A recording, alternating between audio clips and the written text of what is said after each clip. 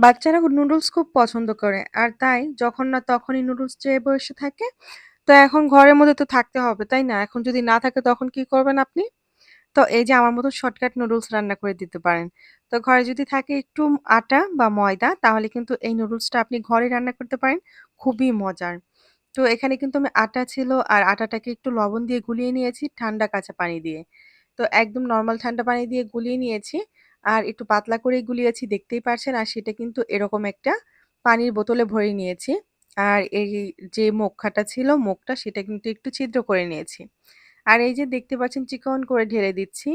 তো এভাবে খুব বেশি একটু সময় লাগবে না। খুব একটু হয়তো ১ মিনিট সময় লাগবে। আর চুলোর আঁচটা কিন্তু একদমই মিডিয়ামে থাকবে লোতে। তারপর দেখুন যখন একটু সেদ্ধ হয়ে আসবে নামিয়ে নিচ্ছি।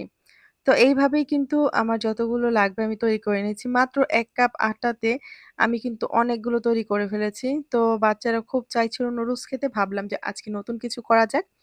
তো এই যে আমি কিন্তু এইভাবে বাকি সবগুলো তৈরি করে নেব যতগুলো আমার দরকার। তো এই যে একে তৈরি করে নিয়ে এখন হচ্ছে রান্না করার পালা। তো রান্না করতে খুব বেশি কিছু লাগবে না। পেঁয়াজ দিয়ে দিলাম একটু বড় করে কেটে। পেঁয়াজটা যখন হালকা একটু লালচে হয়ে আসবে তখন দিয়ে দিব ডিম। তো ২ টা ডিম কিন্তু এই পেঁয়াজের মধ্যেই দিয়ে দিচ্ছি। যাকে বলে একদম শর্টকাট ঝামেলা ছাড়া রান্না। তো এই যে ২ টা ডিম দিয়ে তারপর কিন্তু ভালোভাবে নেড়েচেড়ে ডিমটাকে ভাজা করে নিচ্ছি। আর এখন আমি তেমন কিছুই দিব না। যেটা দিব সেটা হচ্ছে আমি এখন ঘরে গোশত রান্না করেছিলাম। আর সেখান থেকে আ একটু আলু আর গোশত আমি কিন্তু ছোট করে কেটে আর ভেঙে দিয়েছি আলুর গোশতটাকে। তো এগুলো দিয়ে সামান্য একটু হলুদ দিয়ে, একটু লবণ দিয়ে আবারও আমি একটু নেড়েচেড়ে নিচ্ছি ভালোভাবে। আর এটাকে একটু ভাজা করে নিচ্ছি ডিমের সাথে।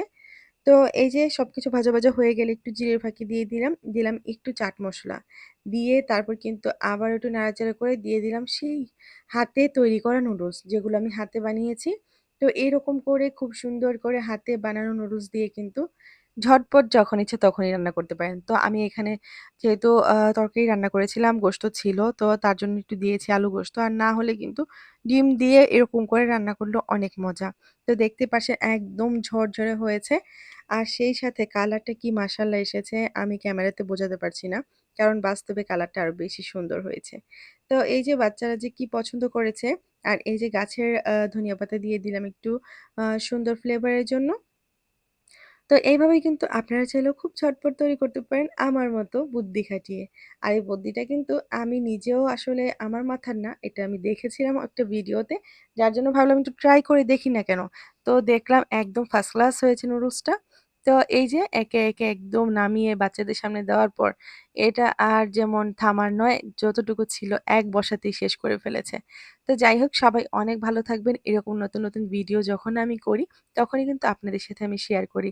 কারণ কি বলুন তো? আমার কাছে অনেক বেশি ভালো লাগে আমি কিছু জানলে সেটা শেয়ার করতে। তো যাই হোক আজকের মতো বিদায়। সবাই অনেক ভালো থাকবেন, সুস্থ থাকবেন। আল্লাহ হাফেজ।